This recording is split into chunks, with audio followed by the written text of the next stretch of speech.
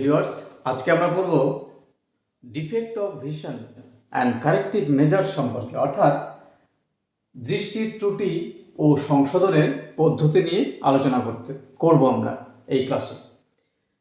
Actually চোখে আমরা অনেক সময় দূরের জিনিস দেখতে অসুবিধা হয় আমাদের, অথবা কোনো সময় কাছের জিনিস দেখতে অসুবিধা হয়।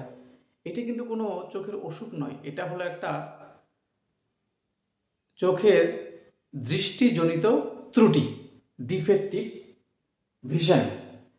সেটাকে আমরা বিভিন্ন টার্মে ইউজ করি।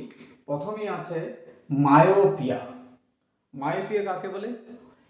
আমাদের যে অক্ষিগোলক আছে চোখের, আইবল, অক্ষিগোলকের ব্যাস যদি স্বাভাবিকের তুলনায় বড় হয়ে যায়, তখন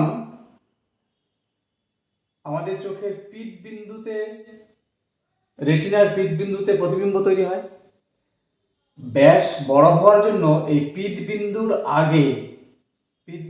আগে ভিট্রিয়াস হিউমার অংশে প্রতিবিম্ব যখন তৈরি হবে, তখন আমরা কিন্তু দূরের জিনিস অস্পষ্ট দেখব। কাছের জিনিসটা ঠিক থাকবে, কাছের ভিশনটা ঠিক থাকবে। অর্থাৎ যে দৃষ্টিতে দূরের জিনিসকে অস্পষ্ট দেখা যায় এবং কাছের জিনিস স্পষ্টভাবে দেখা যায়, তাকেই বলা হয় মায়োপিয়া।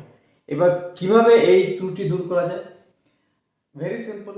মাইনাস পাওয়ার যুক্ত চশমা, ডাক্তারবাবুর কাছে গেলে উনি মাইনাস পাওয়ার মানে অবতল লেন্স যুক্ত চশমা দিয়ে দেন, পাওয়ার অ্যাডজাস্ট করে। তাহলে অবতল লেন্সের মধ্যে দিয়ে যখন যে বস্তুটা আমরা দেখব তার থেকে আলোক রশ্মি আসবে, তখন রশ্মিটা প্রতিষ্ঠিত হয়ে লেন্সের মধ্য দিয়ে আবার প্রতিষ্ঠিত হবে, এবং সেটা আমাদের কোথায় মিলিত হবে?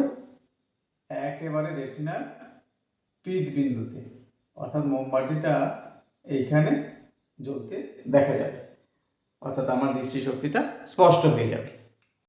2 নম্বর ডিফেক্টিভ ভিশন হলো হাইপারমেট্রোপিয়া। এটা ঠিক মায়োপিয়ার উল্টোটা, অর্থাৎ এক্ষেত্রে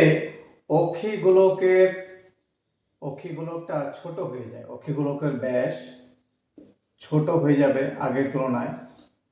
এর ফলে যে বস্তুটা আমরা দেখব তার প্রতিবিম্ব রেটিনার পেছনে তৈরি হবে। সেক্ষেত্রে দূরের জিনিস আমরা ঠিক দেখব, কিন্তু কাছের জিনিসটা অস্পষ্ট দেখব। তাহলে সংজ্ঞাটা কীরকম হবে? যে দৃষ্টিতে দূরের দৃষ্টি ঠিক থাকবে এবং কাছের বস্তুকে আমরা অস্পষ্টভাবে দেখব, তাকে বলা হয় হাইপারমেট্রোপিয়া। এক্ষেত্রে বস্তুর প্রতিবিম্ব রেটিনার পিছনে গঠিত হয়। তখন কি করতে হয়?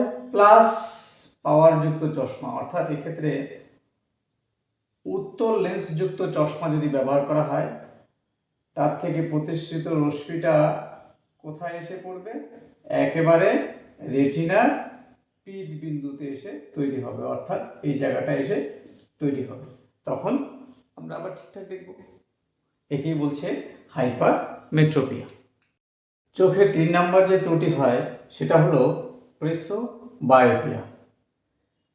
এই রোগকে চালসে বলা হয়, কারণ 40 বছর বা তার ঊর্ধ্বে ব্যক্তিদের এই এই ত্রুটিতে আক্রান্ত হয়।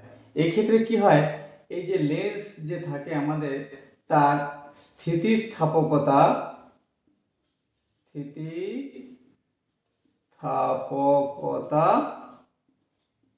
নষ্ট হয়ে যায়, যার জন্য কাছের জিনিস দেখতে খুব অসুবিধা হয়। দূরের দৃষ্টিটা মোটামুটি ঠিক থাকে, অর্থাৎ বই পড়তে খুব অসুবিধা হয়। তখন এর প্রতিকার, এই ত্রুটি নিরাময়ের উপায় কি? বাইফোকাল বা প্রগ্রেসিভ লেন্স যুক্ত চশমা ব্যবহারে এই ত্রুটি সহজেই দূর করা যায়। তাহলে এখানে মনে রাখবে, প্রেসোবায়োপিয়াকে চালসে বলা হয়। 40 বছর বয়সের ব্যক্তিদের ক্ষেত্রে এই রোগটা সাধারণত দেখা যায়, এই জন্য একে বলা হয় চালসে। 4 নম্বর ত্রুটি হলো ক্যাটারাক্ট বা ছানি পড়া। এটা হলো বেশি বয়স্ক লোকের হয়, 60 বা 60 বছর বা তার ঊর্ধ্বে ব্যক্তিদের বয়সের ক্ষেত্রে ক্যাটারাক্ট বা ছানি পড়ে। কি হয় সেক্ষেত্রে? লেন্সের যে প্রোটিন থাকে সেই প্রোটিন বিনষ্ট হয়ে যায় এবং গ্যালাক্টোসাইট ও বিভিন্ন রঞ্জক পদার্থ, এই অংশটাকে কি বলা হয়? কর্নিয়া। কর্নিয়ার বাইরে থাকে আমাদের কনজাংটিভা, ওটা আঁকার দরকার নেই এখানে। এই কর্নিয়ার সামনে এই পদার্থগুলো, প্রোটিন, রঞ্জক পদার্থ, গ্যালাক্টোজ, এগুলো জমা হয়ে কর্নিয়াটা অস্পষ্ট হয়ে যায়। তখন কিন্তু ব্যক্তির ভিশনে মানে দৃষ্টিশক্তিতে, অর্থাৎ সামনের কোনো জিনিস অস্পষ্ট দেখে এবং একেবারেই বা দেখে না। তখন কি করা হয়? বর্তমানে উন্নত চিকিৎসা ব্যবস্থা বেরিয়েছে, ফেকো সার্জারির মাধ্যমে এই লেন্সটাকে বাতিল করে দিয়ে, আর যদি কর্নিয়া থাকে কর্নিয়াকে কেটে বাদ দিয়ে সুস্থ কর্নিয়া লাগিয়ে দেয়, অথবা লেন্সটাকে, বেশিরভাগ ক্ষেত্রে লেন্সটা অস্পষ্ট হয়ে যায়, এই লেন্সটাকে বাদ দিয়ে নতুন একটা কৃত্রিম লেন্স আইরিশের পিছনে বসিয়ে দেওয়া হয়। সে এবং পাওয়ার অ্যাডজাস্ট করে চশমা দেওয়া হয়, অনেক সময় দরকারও পড়ে না। তাহলে এটাই হলো ক্যাটারাক্ট বা ছানি পড়ার যে ত্রুটিটা, তার প্রতিকারের উপায়। তাহলে এই ছিল আজকের ক্লাস। ভিডিওটি ভালো লাগলে অবশ্যই বন্ধুদের মধ্যে শেয়ার করে দিবে, বেশি বেশি করে শেয়ার করবে। এবং যারা আমার চ্যানেলে নতুন আছো তারা অবশ্যই আমার চ্যানেলটাকে সাবস্ক্রাইব করে দিবে। আর অবশ্যই লাইক ও কমেন্ট করতে ভুলবে না, কারণ তোমাদের একটা লাইক আমাকে নতুন নতুন ভিডিও বানাতে অনুপ্রেরণা যোগায়। Tata, bye bye.